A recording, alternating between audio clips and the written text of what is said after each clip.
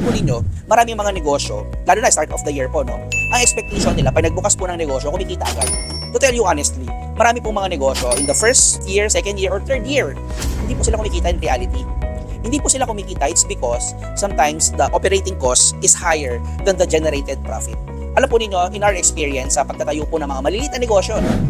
Usually, kumikita po ang business sa second year or third year pa lang. Kung papala rin po kayo, ibig sabihin, gumanda agad yung market ninyo at lumaki na po kayo agad. Pero, yung mga kumikita po agad sa first year pa lang, you are really blessed. Pero, to be honest, kailangan ready po kayo. Kaya kung kayo po ay magsisimula ng negosyo at hoping na kumita ka kaagad sa unang buwan, unang 6 na buwan, baka heartbroken ka lang kasi po, syempre, hindi naman agad kumikita. Kaya kung ikaw ay nagpaplano ngayong 2026 ng negosyo, make sure na meron kang pondo for the whole year. I hope you learned something new today.